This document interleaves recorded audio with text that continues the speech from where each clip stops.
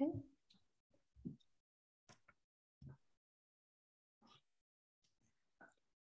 Grand risings, good afternoon, wherever you are in our beautiful world, and welcome, welcome, welcome.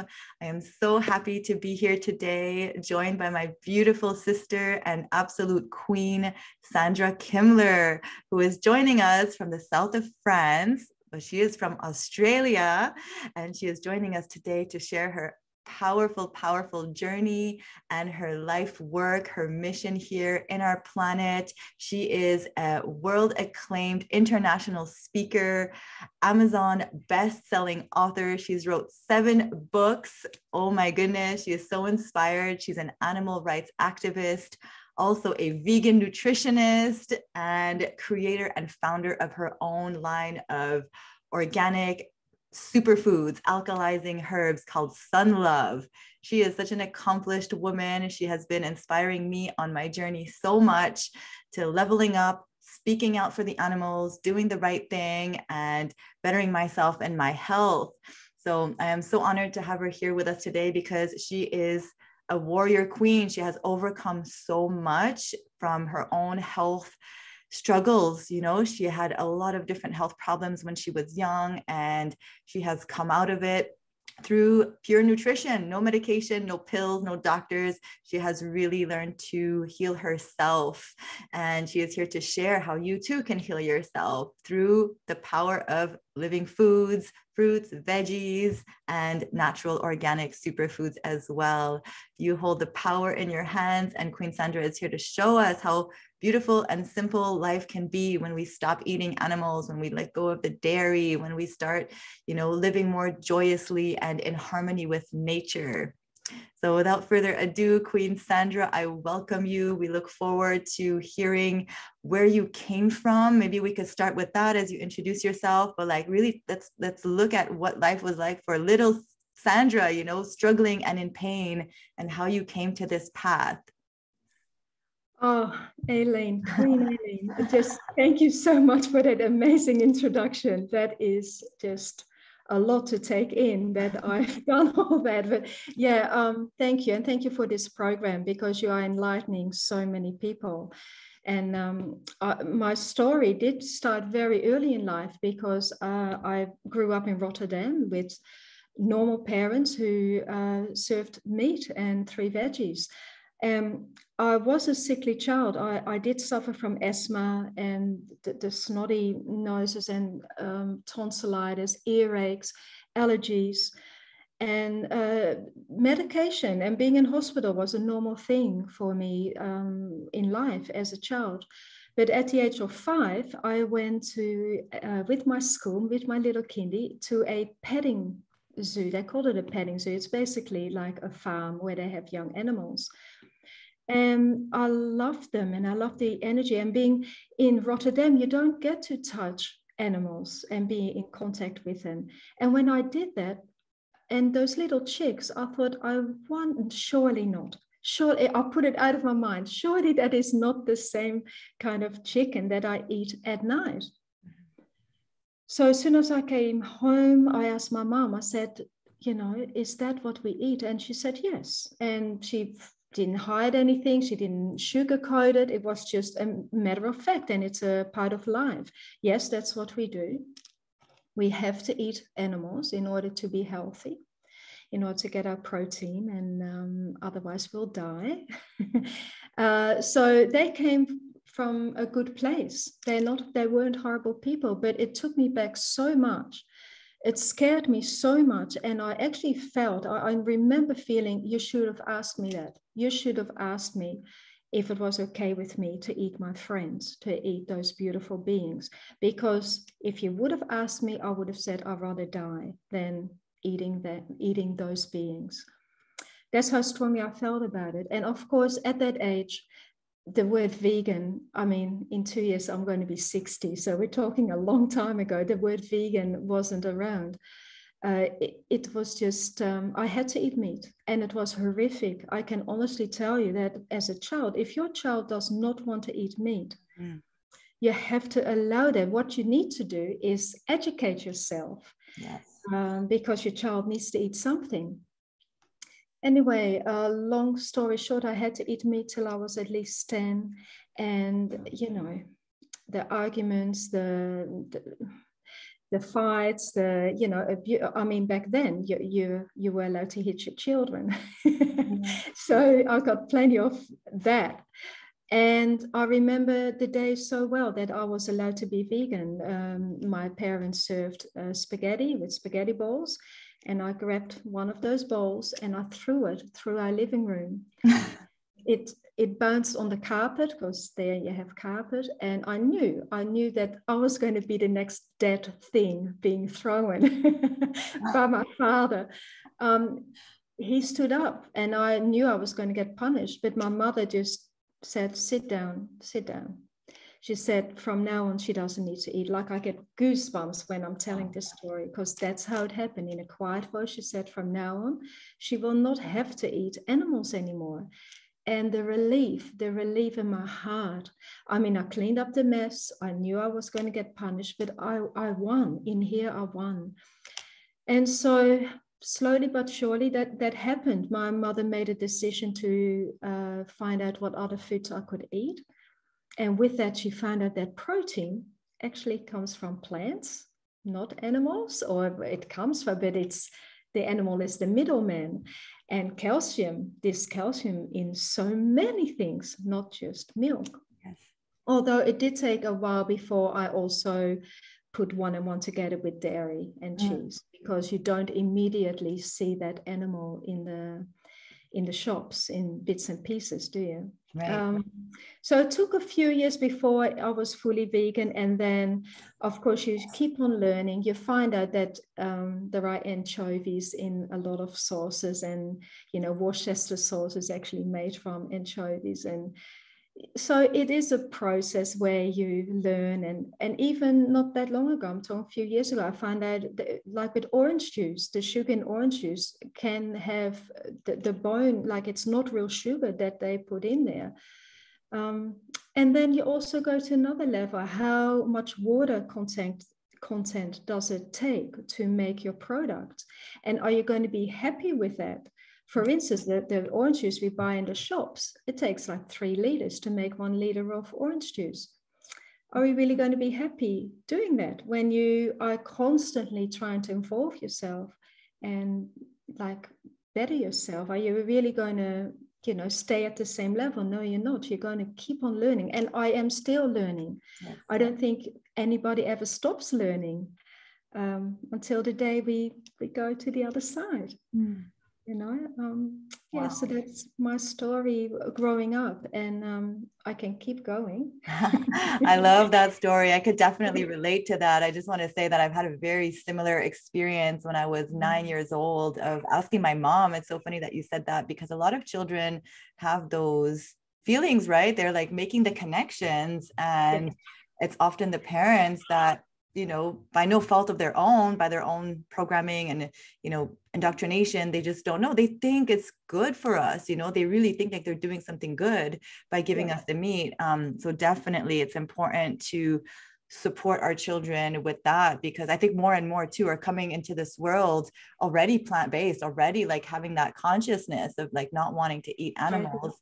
But when we were younger, you know, it wasn't so known, it wasn't so talked about that much, so it was definitely weird and strange for our parents to handle.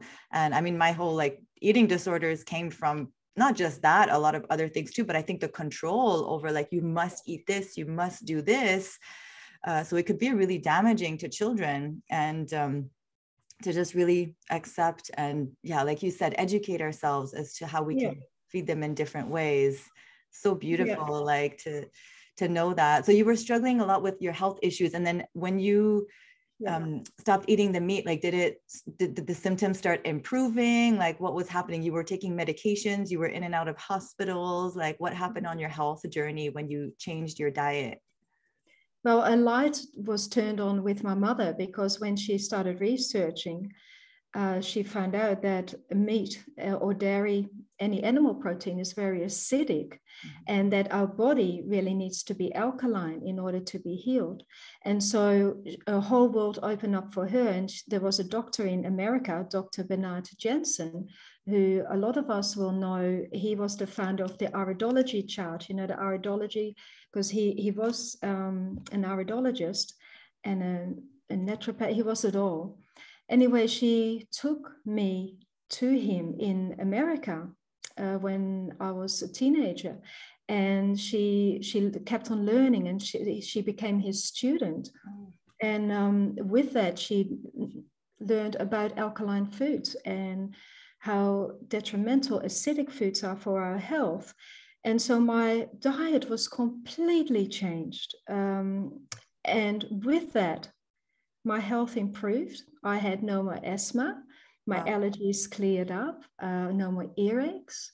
Like everything improved. And she became an iridologist. She became very big in the health industry, and she did a lot of research. And when I was about 16, I started working with her. And I was still at school, so I would work with her in school holidays school holidays. And I continued working with her for 25 years. So for those 25 years, I learned a lot. And we mainly did women. We had like a women's clinic, and women would come there with their problems, and we would always put them on the same diet, which was 80% alkaline, 20% acidic. And when we talk acidic foods, we are talking about the nuts and the seeds and corn, just the real foods, not the processed hamburger, And when you look into those foods, animal protein is acidic. So they by default would eat a vegan diet, and they would all get very quickly better. They would get better. They would lose weight. They would have more energy. Those with menopausal problems wouldn't have menopausal problems, because let's face it, menopause, the hormones, if you have a lot of dairy, it runs amok with your hormones. And if we look at the diet of the Asian women who don't have any dairy, they don't have the menopausal problems that we have. They don't have the breast cancer that we have. That's right. So that's another thing. Look at the diet of the people who don't have the cancers or the problems that we have. And you'll find that there is a lot of greens involved, and a lot of raw food. I must stipulate that as well, that even if you eat cooked food, let your diet be at least 60% be raw. That's right.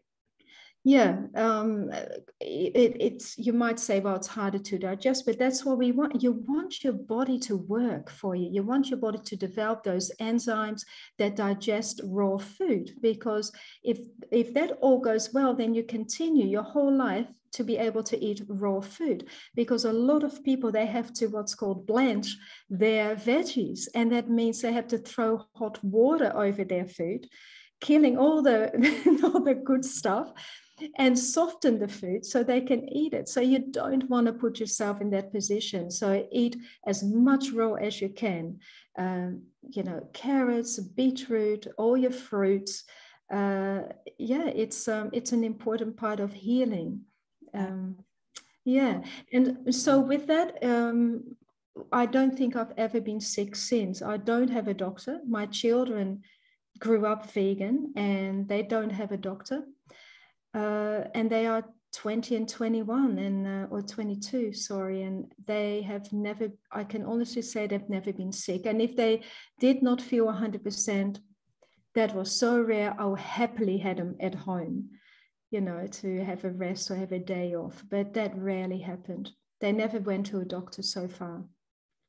That's incredible. Yeah. I love to hear that. And your journey with your mom is really, really special. That, it probably took a lot of humility in her, a lot of courage in her to kind of go on this new path and go and study with this iridologist. And you had this practice together, serving and helping women, especially. Yeah. Wow. Like that's so powerful. And, you know, a testimony that we can truly heal ourselves, that we don't have to live with those symptoms that we think we need to live with, or even grow old the way society is telling us. Look, like, you don't look your age at all. You know, like, it's just this misconception that we need to dehydrate. Basically, I think that's what causes a lot of the issues, is dehydration. You know, people start looking old at 40, 35, you know, we see like the big wrinkles in the skin, and we see the, you know, the lines and all of that. And it's like, no, this is not how we're meant to be. We're not meant to grow old like that. You know, we're meant to look good and young forever and ever, you know? Yeah, Aileen, I 100% agree with you. Water is such an important part. And let me tell you something. Here we are saying we need 2 liters of water a day. And that's that's actually a recent thing, because in the earlier day, if you ate all your fruit and veggies, which was mainly the diet, it was full of water. Exactly. And when we are hungry, still to today, when we feel hungry, it's actually that we are dehydrated. Our brain goes, eat something, because it's still in the thinking that if you are hungry, you'll grab an apple or you eat watermelon. So you get your water naturally. So here we are often thinking we are hungry, but actually dehydrated. And the 2 liters of water we meant to drink a day is a new thing, because if you would eat all your fruits and veggies, you don't have to drink water. Like you do, but you don't have to have it. Because you're having so much water content through your food. And I agree with you. When I don't use any creams, and I can tell when I'm dehydrated, because those wrinkles will show up. And I agree also that we don't need to age as fast and much as we do, because we make new cells every single day. Every single day, your body is renewing itself. So what is the integrity of your cell? Well, that all depends on what you eat. If you eat a donut, then that donut is responsible for your next cell growth. Compare that to a really healthy fruit juice or a vegetable juice, or, you know, anything that has a botanic name. I always said real food has a botanic name. So compare that, because all the real food is also responsible for your cell growth. So donuts, Coke, all the processed foods, all that, how is that meant to make beautiful new cells with integrity, with strength, with absorption abilities? Because, you know, it needs to absorb all the goodness. It can't. And that's why we age. I just want to say real quick that it's really fascinating. All the processed foods, everything is very acidic. And you know what happens when we die? Our body becomes extremely acidic. And why does it do that? To break it down. That's why if an animal gets killed on the road, it takes 2 to 3, 4 days if it's a big animal, but the animal will be completely like it's composted, it's gone, it's like dried up. That is amazing when you think about it. Why does it do that? Because it naturally becomes extremely acidic. But what is our diet? Our diet is 99% acidity. Think about it. The normal diet, not yours and mine, and all those enlightened queens and kings. But the normal Western diet is all acidity. Yeah. Is it any wonder that knees need to be replaced, that we get hip replacement, knee replacements, we age, we get big, we get arthritis, we start walking like this, our toes and our fingers go like that? Is it any wonder when you're actually eating death? Mm-hmm. That is the same acidity as the food that you are eating. And that is why you can see that vegans, those who are healthy and exercise and not, well, it's not even necessary, but just who live a healthy lifestyle, that they have a vibrancy about them, because everything we put in our mouth has a different level of vibration. It has a different level of pH. Yeah. And that is the key right there. What pH is your food? Alkalinity means that it's 7, the pH of 7 up to 8 and 9, whereas anything below 7 is acidic. And if you eat a lot of food that is a 6 or 5.5, you will die. You cannot live. You cannot physically maintain that in a body.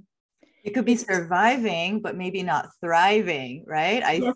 I see a lot of people surviving on these foods, you know, and I'm like, I don't even know how they're still alive, you know, because the way I was eating like that, I felt like death, exactly like what you're saying. I felt terrible being overweight, you know, carrying that extra toxicity in the body. And like, literally, we are what we eat, you know, who we are today. I know 100% is a result of our lifestyle, is a result of what we've been putting in our body. Like me too, I was struggling with so much depression, anxiety, like addictions, just my whole mental health. I was in a fog. I'm just a completely different woman today because of that nourishment that I've been putting in my body, like you said, like alkalizing, detoxifying my cells.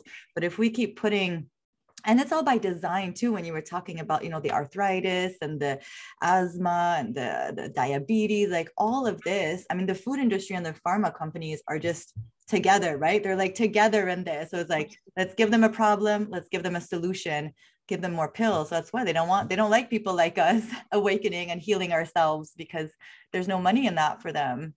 Yeah, and a patient healed is a customer lost. Exactly. Yeah, and the sad thing is that medication is so acidic as well.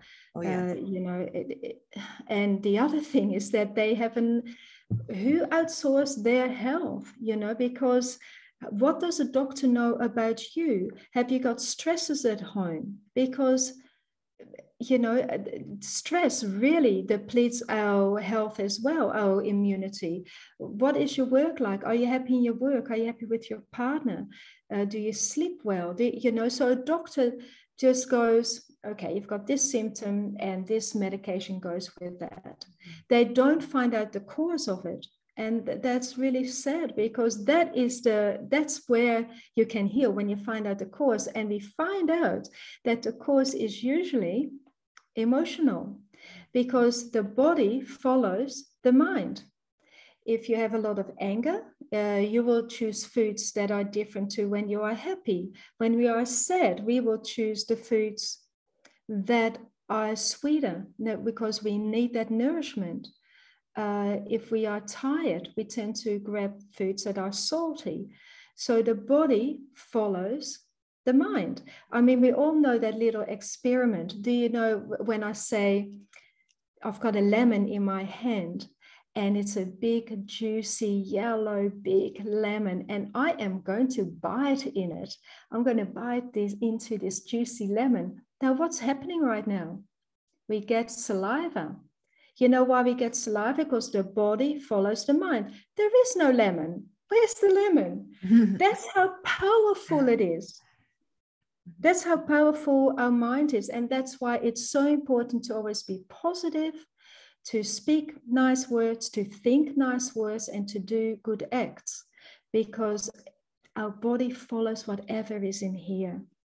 And depression, it is because of there is too much brain fog, there is not enough nutrition, the body is struggling, and it's a spiraling down thing that happens. And it's really sad, because depression, it's rampant in our society and with young children as well.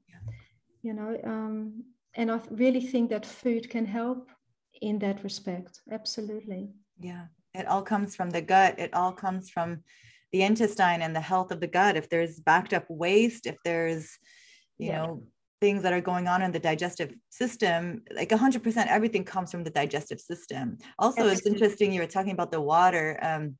I just wanted to mention about the salt, you know, the fact that we need so much water. Like the more fruit, the more natural fruit we eat, fresh fruit juices. Like you said, I barely drink any more water. Like I get all my water from my fruit. Sometimes I'll drink a little bit, but we, you know, when we when we eat a lot of salty foods, a lot of processed foods, fried foods, that's when we feel like dehydrated and we need to drink so much water. And also an issue that I'm realizing is really important is not to drink water during our meals. So like, even if somebody is to, you know, eat a meal that's cooked and salty and all of that, like try to have your water at least half an hour before and then wait a couple hours after, because you want the natural enzymes to produce in the system, like you were talking about, the bacteria, at least to break it down. Because if you're just like drinking water with your meal, then it causes even more issues than not. So definitely water is a big thing. You're hitting a lot of important points and really supporting us in a very gentle way. I love your way of sharing. I love your way of speaking, you know, even though, and this goes to many vegans out there who might have, you know, a lot of anger inside, because what's going on is very frustrating, right? It's very, it reaches our heart to the core. We're very like sensitive beings. Once we awaken to what's going on, we become very connected to our Mother Earth. We've become very connected to the animals.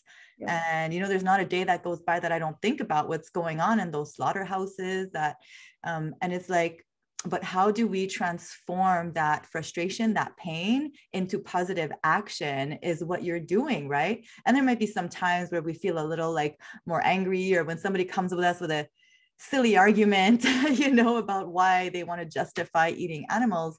But how did you manage coming, because I know you're very passionate about the animals. How did you come from feeling that place of, you know, frustration, pain, sorrow, to doing what you're doing today and writing books about it and turning your pain into power, basically? Can you, you know, support us in that? Because I know a lot of vegans that are still very angry and very like, but they're not in the action. So how do we get into action? And it's totally understandable. And if you look at the statistics, 90% of vegans are not activists. And the reason being is that they might feel a bit insecure talking about it. So the way to get around it is to really educate yourself. You know the arguments that will be thrown at you, such as, where will I get my protein? And so you learn all the foods that have the most protein, which is, every single food has protein. No one ever has been protein deficient. It does not exist. But you can know where you get your calcium, and that too, like a glass of lemon juice has more calcium in it than, you know, warm lemon juice in the morning, or your apple cider vinegar has more calcium in it than a glass of milk. So just educate yourself and talk to animal eaters. I'll call them animal eaters, because they will throw questions to you and you go, you know what? I don't have an answer for that. And it is like things like, well, I get my meat from an organic farm or from a free range place. Then you have to know that free range means that the chicken has this amount of space instead of, and make that half, this amount of space. So if you know all these answers, and organic doesn't mean they don't get their antibiotics, and it definitely doesn't mean that they get slaughtered humanely, because they go to the same abattoir. There is no organic meat abattoir. There is no such thing. So have all those answers ready. And really, there might be 40 different things that you'll hear, but once you know exactly what to say, be prepared. Be prepared. You will never, ever lose an argument, because most of them also say, well, it's my tradition, and you say, well, you can still have your traditional celebrations, but instead of having a turkey, why not have A, B, or C, whatever, you know, you feel you can say there. Well, I grew up this way. Well, so did I. And I'm lucky I'm Dutch, because Dutch people eat so much meat and they have so much dairy. So I'm like, well, so was I, you know, I am. So you can relate it to other situations. And a good one is, yeah, but we change. Are you telling me you're the same person as you were last year or 5 years ago? You haven't changed at all? That's true. And they go, yeah, of course I've changed. I've learned how to meditate. I'm doing yoga, or I'm going to the library, or whatever. Well, why can't this be part of your change? Because it's the best change that you'll ever make. And do you love your dog? Would you eat your dog? That's another thing. You know, people go, I love my pets, but I eat the animals. Yeah. And that doesn't make sense. Would you eat a dog? Because in some countries, you can eat dog. And they're horrified. And you say to them, you're horrified because you have a connection with that animal. You have a disconnection with cows, pigs, and chickens. And all you're trying to do is get that connection, because once they feel that, you can't unfeel it. Once they kind of open up an idea that they could change, they will, because they'll go home and the next time they are at the supermarket, they'll go, milk or meat? No, I think I'll buy this, plant-based. Because how wonderful is it now? We can buy everything plant-based. Yes. Right? And I don't mind a vegan chicken schnitzel. Not that I eat it. Oh my God, I don't even know what if I should have said that, because it's so rare that I would do that. But I have had it and it is tasty. Yeah, look, from experience, you can say to these people, it is actually not bad. So it's all about the animals. It really is. And never get angry, never raise your voice. The most stupid thing I've ever heard is like, yeah, but you kill so many plants. All this food is grown for the vegans. Come on, that's not true. All this food is grown for the animals.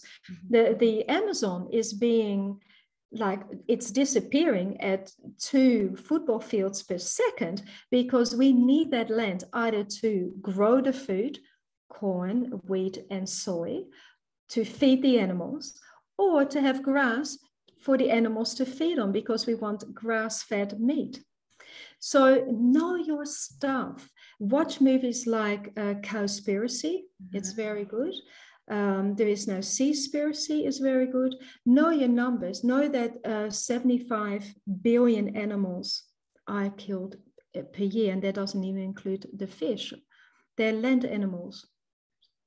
So know your statistics, know your numbers, and practice. Just talk to your animal eating friends, you know. And another favorite of mine is that when I say you're an animal abuser, and I say this way, you're an animal abuser, I can't be your friend. I can't, because I love animals. And they say, oh my God, I love animals too. I said, yeah, but you eat them. Explain that to me. Get them to talk. Because you know all the answers. So you know that you're going to get them one way or another. Yeah, definitely asking them those questions is good. And staying calm is definitely calm. Because it doesn't, you know, we're here to plant seeds. We're not here to force anybody into anything. We're here to, you know, awaken and to, you know, support them in reflection and asking questions and thinking differently. And it may not happen overnight. You know, for me, it was definitely like, you know, aha moments here and there, from this girl at the coffee shop where I used to work that would order a soy latte, for example. And I was like, she had blue hair. She was a heavy metal singer. And I got to know her a little bit because she would come every day. And she was the first one to really like open my mind to, I was like, why don't you drink milk? Why don't you drink regular milk? And she says, well, because I'm vegan. I love animals. And I was like, oh, there's like, I had never heard that word before, even though I had wanted to stop eating meat from I was a child. It took me up until my 30s to really, you know, embrace the lifestyle and stop eating animals. So I was about 30, 9 years ago. But that girl, when I was 20, was like the light that did it for me. Like, oh, she's having soy latte. Like, that's a choice. There's a choice here. I don't have to have the dairy. And then it moved on to, you know, different things.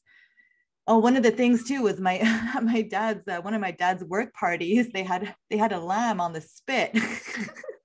And he joked with us. He told us it was a dog to this day. And that stayed with me, right? Because my dad, I was joking. I know. But I was like, oh my God. And I was horrified. I was just horrified. But then that too, like, lit me up to, well, what's the difference between a lamb and a dog? You know, they look the same without all the hair on them. It's the same thing. It's an animal, right? So I think making that connection, and which has been removed from us on purpose. You know, why don't we call a pork chop a pig chop? You know, why don't we call a burger a piece of cow? Cows, yeah. Because they want us to disconnect from the truth. They want us to, make that dissociation. So yeah, definitely coming into our heart and sharing with others that they have it in their heart too. Like we all have it in our heart. We have this natural instinct to want to protect children, protect animals. We have kind, compassionate hearts. And somewhere along the way, we've forgotten about our compassion, about our love, right? Like if anybody saw anybody beating a dog on the street, they'd be like, hey, wait, like, don't do that. Like don't beat that dog. But then there's like these blinders on for what's going on elsewhere. Exactly. Yeah, they'll stop the beating of the dog and then they go home and eat a pork chop. Yeah. And they don't make that connection. And I think it's done quite on purpose. We say things like the cow gives milk. The first time I heard that she actually doesn't give milk. She gives milk. She has milk because she's a mama. And when her calf is 9 months old, the milk becomes less. And of course, in the industry, she gets impregnated again. And so that keeps going. When I was horrified, like it's so horrible. There is no excuse for this animal abuse that we put on these beautiful beings who, if we really believe that we are all one, they are part of that. And I believe that they are here to teach us the unconditional love and the dominion that we have over them. It doesn't mean we have to eat them. It just means we are their guardians. We have to take care of them. And how good does it feel when we help an animal? We do God's work that way, and that is the disconnect. And we feel that connect when we help an animal, but then we go home and eat a steak. That is the bit that's disconnected from childhood on. It's been taught. It has been taught. Can I say something? Because you mentioned aha moments just before. Yeah. And I love the word aha, aha moments, because what does it stand for? It stands for awakening, hallelujah, awareness. And that's my aha moment. And how does that happen? It happens when what that girl did with you, when you had that aha moment because you heard something different that resonated with you. And when that happens, it's like a vicious circle. So from that aha moment, you actually start researching and you come to a decision, I wouldn't mind trying that. And once that decision becomes like when you landed, when you're like, yes, I'm going to change my life. Because sometimes you go, no, and then you go back again, and it'll take another year or so for you to go down that around that circle again. But once you land that, you will start learning more. You start meeting new people who are also in that genre. That say that you join a vegan group, right? And then you learn more, and through that, you then learn different lessons, and because you get a different vibration, different things come on your path, and from there you go back on top and you go, wow, I've grown again because I just had another aha moment. And so it's that constant awakening, those hallelujah moments that are just gold. And as we get older, as we learn more and more, they just become, they tweak. You've got to tweak it a bit, but they are so significant. It changes our lives. And so I love that you said that. So many aha moments.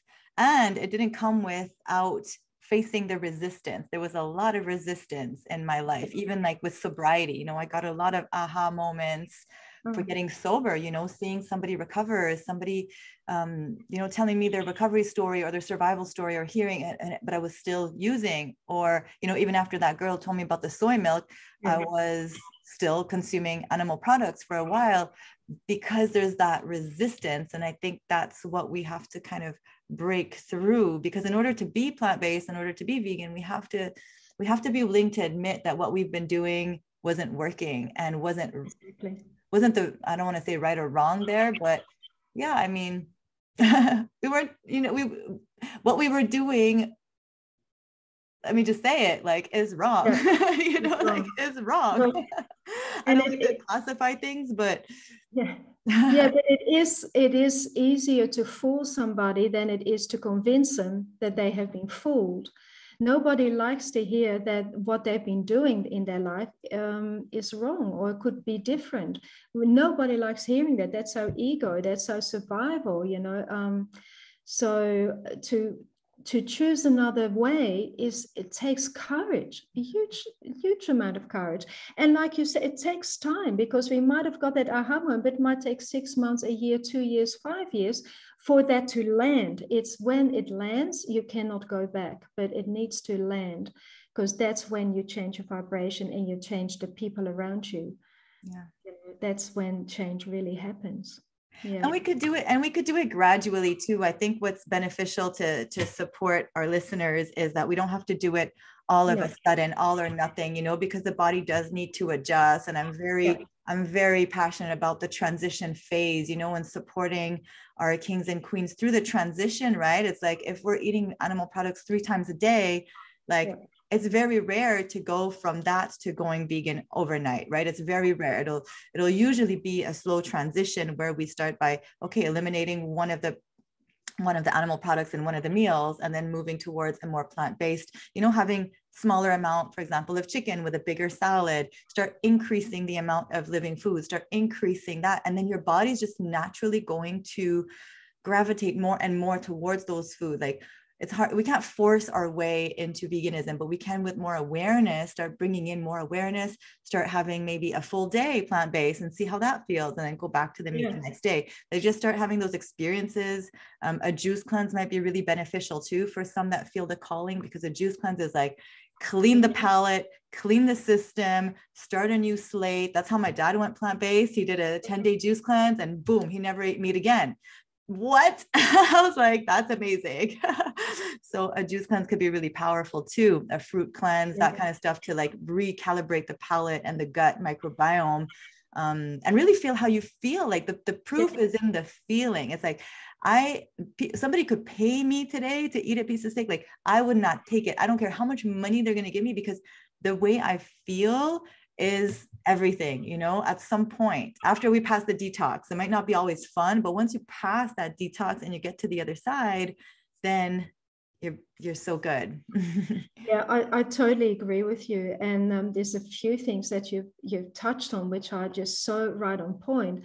Once your body has been cleansed from animal protein, you can't actually eat it anymore. Your body won't see it as a food. It'll be like for me to say to an animal eater, here, have this. You have to eat this.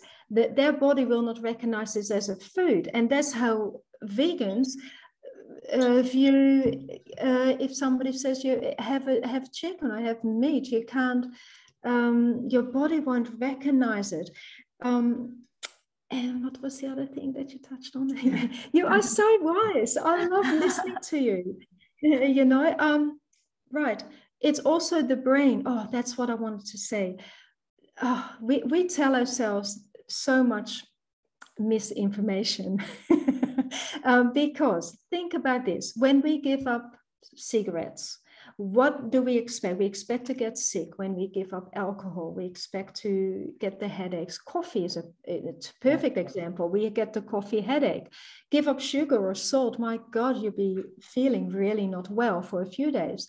But when it comes to meat, how many people say my body wanted it? Mm-hmm. Well, we now know that the body follows the mind, right? So the body has no say. That those decisions are made here. So why is it that when it comes to giving up cigarettes, alcohol, drugs, whatever, that we expect to go through, some kind of physical pain or discomfort? But when it comes to animal protein, when our body craves to eat a steak, why don't we have the same clarity? Why don't we go, animal protein is leaving my body's being cleansed, and my brain is just saying, hey, your animal protein levels are low, it's about to go, so you want to put it back, then this is the time to do it.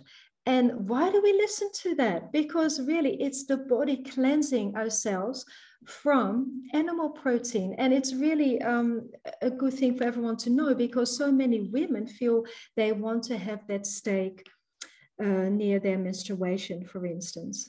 And all it is that, yeah, you want to increase heavier protein, so you want more protein in your system, but it definitely is not the meat or the iron from the meat, because, you know, there's hardly any iron in it as it is. It's just do your research and find out what foods are so very high in those minerals that you can have during menopause, during our menstrual cycle. Right, but it's definitely not that we need to eat meat, but our brain will tell us that, you know, and the brain is so interesting, because the brain, really, all of this is survival, and it's only this little bit here, our frontal lobe, where this is like the yes answer and the third eye and the opening to the source, whereas the rest of our brain is all about survival on this plane. So if something hasn't killed you in the last 10 minutes, then the brain will go, do that again, do that again. So that's why these foods are so addictive, like your salts, your fats, your sugars. It's so addictive because it did not kill you in the last 10 minutes. And the body goes, do that again, because it's fine, you know, it didn't kill you. Whereas it makes us sick and old and all that. But this part of our brain doesn't care about that. So let's listen to this part of our brain. Let's put the blood circulation to our third eye. How do we do that? We do that in meditation, or just taking deep breaths, close your eyes, visualize, you know, the blood going through there, the energy, open up that area, because this is our yes center. And if we listen to this, it's much easier to give up those things that are addictive. It's much easier to change our ways. It's much easier to go, you know, that sitting down for 5 minutes actually felt really lovely. I might try to meditate, or I might try to do yoga, or find a group who also are discovering how to enlighten themselves. So everything is so involved, that the whole meat and dairy industry, it's in there. How do we get out of it? It is ingrained so much, even in our brains, that it is really difficult. So stay kind to yourself. And if it does take a while, lean into veganism. But if it takes a while, so what? Who cares? This is your life, and you know your path. It doesn't matter how long it takes. Exactly. Mm-hmm. Exactly. Yeah. That's right. You touched on something which was one of the questions that I was going to ask from our Queen Christiana in the chat, and you intuitively picked up on it. She's asking about iron. She was asking about iron, that she's had some troubles with anemia. And, you know, let's touch a little bit on that, because a lot of people have this misconception that they think that they need the iron from the meat. Not saying that Queen Christiana eats any animals, but definitely, like, we need to look at different options for the iron, because if we're not having that, I know dark leafy greens is a great source of iron. What would you recommend? Okay, let's just take the mineral iron for a minute. Iron can only be absorbed when vitamin C is inside the food. So dark leafy greens have vitamin C as well as iron. Another good one is berries. Berries are very high in iron, also very high in vitamin C. The other thing you have to know about iron is that heat, it destroys iron. That's why there is no iron in meat, because we cook the meat. But berries, even a handful of berries, and we're talking about your blueberries, your blackberries, even goji berries, just the darker berries are better, have higher iron levels. But the main thing is it's easy to eat. You have it raw, you have it a handful every day, just a bit. And if you are close to your menstrual cycle, let's say 3 days before, do it more often, and just make that part of your routine, that from 3 days before your menstrual cycle, start eating quite a lot of berries. Have your dark green salads. I call them, you know, the rainbow salad, because you want all the colors of the rainbow, because iron is very little in every food, really. No one food is very high in iron, but don't destroy it. So you'll get a little bit of iron from all these different foods. A rainbow salad is a perfect way to do it. Beetroot will help strengthening the blood and cleansing the blood, so when it comes to menstrual times, it flows nicer. It's more dark red. But I would suggest sprouts. Sprouts is another one. Mm-hmm. Sprouts, berries, and your dark leafy greens. Those three, you can't go wrong, but increase it. Increase it and see from month to month. The thing is, we are meant to be healthy. We're meant not to struggle. So sometimes you have a month where you've eaten well, you've got your period, which was fine, and we go, oh, everything went so well. And we don't realize it's because we ate so well the month before. And we only find that out when we are actually eating a lot of junk, or we get stressed or whatever, and we struggle again with our menstrual cycle. Then we go, oh, that's right. I used to have really painful periods. And why am I like this month? Well, it's because you just went off the right path. You went off your routine. So yeah, sprouts is a big one as well. Live foods, definitely live foods. Definitely. Oh, thank you so much for that. Great advice. And I've definitely seen a huge difference in my menstrual cycle. And sometimes like the differences are subtle as we cleanse, as we detox. Sometimes they're more obvious. But it's like over time, you look back, like you said, and we're like, oh, wait a minute, I felt terrible when I was on my period, or I felt, you know, so definitely like my periods used to be so heavy, so painful, long, and oh my goodness, like, and now barely. So the cleaner we get, the less we have the need for detox, because really that's a detox. Each month we go through a detoxification period. So it's important to stay as clean as possible to have less symptoms of that, and also to ease our way into menopause. A lot of women have reported like way less, you know, hot flashes and different symptoms coming into menopause, or being, you know, mostly living foodists, but barely have anything. Whereas a very toxic system body will definitely have a lot of problems coming into menopause. Yeah, I always wonder why that doesn't get researched. Why don't scientists look at the diets of women who don't have menopause or have very light menopause, like the Asian women? They don't have menopause like we do. They don't struggle with the hot flushes. Why? Because they eat living foods. And you know, when I say living foods, obviously I mean all the greens, and they eat a lot of seaweed. And I think that's a wonderful food. They eat it all raw.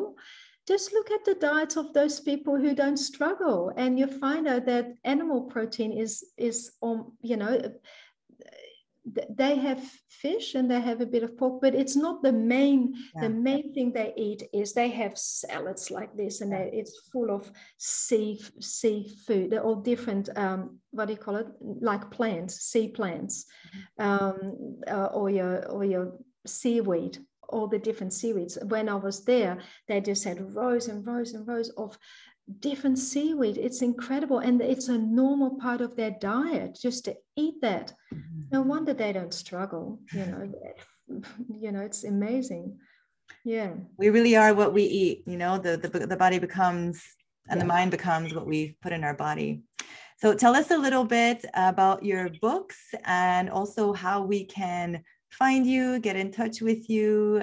Maybe somebody who's listening is interested in having you come share as a speaker to one of their events, or come on stage somewhere. Like, I'm opening it up. Queen Sandra is available. She loves to share her passion. She loves to share her joy for this lifestyle, and she protects animals. She does so much activism work. You were showing some movies as well. You had this organization, Movies for Change, where she was gathering tons and tons of people to come and see important movies for change. So she's really, really, you know, in it for the planet, in it for the animals. So feel free to reach out to her. Your amazing books, you've worked on so many books, one of which is So Why Become Vegan, that I heard you wrote for your children originally and then became like a #1 Amazon bestseller. You've collaborated on some books as well. Tell us a little bit about your book journey, and I'll put them in the link too for the Thank you. in the chat. Yes. Yeah, please get in contact, like through Facebook, or my email is actually sandrakimler@gmail.com. So it's an easy one to remember. The book came about because after working with my mom for 25 years, she all of a sudden passed away, and all this knowledge was kind of lost. And even though I knew a lot, I did not know as much as my mother. And I thought, my goodness, I have a 5 and a 6-year-old, and what happens if I leave the planet early? The little bit of knowledge I have will go. So I thought, I'm going to write this book for them. So it's a simple book to read. It is very much nutritional based, but it goes through all the different, so it's called Why Become Vegan. And it's like, is it nutritional reasons? Is it ethical, environmental, or spiritual? And of course, veganism encompasses all of those areas. All of those areas are important in veganism, as it is a lifestyle. So it became quite a gorgeous little book, and that was picked up by Hay House. And so therefore I went to America, and I ended up doing tours with Hay House, and it was just fantastic. I loved it. And from there on, it kind of, the talking happened, that, you kind of do your talks, and then you have your books on the side. I haven't done, obviously with COVID the last few years, that has all stopped. So I am always open to come and talk and support the vegan movement, the animal movement, the nutritional movement, because it's hugely important that we touch as many kings and queens as we can. And I'm happy. I'm really happy for anyone to get in contact with me. It's all good. Wow, thank you so much. That's so beautiful. Like, you definitely inspire me a lot. When we met at Mariposa in Belize, we've actually met live in the flesh, and you gave us a workshop on how to unleash our author within. And that really lit me up, because I've always dreamed of writing, and you're showing me how it's possible. Yeah. How, like we could do anything we put our mind to, we can do it. So thank you for showing us all what's possible, and also not just possible, but necessary. We hold a certain responsibility in this world. Once we do awaken, once we do find out these truths about the way things are, in whichever way we can share it. I always talk about this, like, I have a sense of duty and responsibility to share, and I found these videos to be so incredible for others to listen to, your journey, and to get inspired. Like, I can only do so much, so I love bringing on other kings and queens who have their own story, their own journey of awakening, to be like, hey, I'm not doing this alone. Like, there's many others doing it, and showing others what's possible. Oh, Aileen, I have to tell you, you are so inspirational. Now, I watch all your videos, and I learn something every single time. And it doesn't matter who you have on, like some other, everyone's got their little story, but I've learned so much by watching your videos. And so you're doing an amazing job, and I'm so proud, that I know you, and you're my friend, and please keep going. We need people like you. Thank you. Yeah. I'm just having fun, doing God's work. Well, and you are, and that's definitely it. And it's that feeling that you're passionate about that, and there's a reason for that. There's a reason why you feel this is your path, and we need to listen to that. And you do. Thank you. Well, you keep me going, having friends like you, having sisters like you, doing the work and showing up every day, even when it's uncomfortable, even when it's hard, even if it's not the popular opinion, or we risk getting, criticized or told off, being in the public eye. Like, it's really encouraging to be doing this together. And the last few years, I've definitely gained much courage from, seeing you doing it, and rising up and doing what you feel called to do. It's so it's really beautiful. And I know that we're going to keep doing it, and we're going to keep receiving the blessings also. You know, when we take on this path, like there is karmic points that are earned, you know, like we don't want to do it for the karmic points, but I realize my karma, my blessings, the people that come into my life, the abundance, like it amplifies, you know, when we do good, when we do no harm, when we take on this path of non-violence, you know, and not causing harm upon others, then, you know, God, the universe, like we get so many rewards, so many blessings in different ways. That I 100% agree with you. The path is full of lessons, but we tend to roll with it. We tend to just see it. We tend to not be scared of change and growth, and it makes life so much easier, like more pleasant. And we have to encourage each other to follow that path as well, for sure. Yeah, definitely. And we have our beautiful community. To those who are looking for a community to connect, Queen Sandra is part of it. You know, we support each other through like going through our detox symptoms, going through different things. We share everything from pictures of our food to pictures of poop. Like we're very open, very, you know, nobody, we're not judgmental. A lot of us are overcoming addictions. We need each other. We need community. So join us. It's kingsandqueensofraw.com. You could sign up either through the website, or you could reach out to me as well. And I could give you the Facebook link. It's a private group. And we also host royal gatherings like these every Saturday with sometimes a guest speakers. Sometimes we do integration week.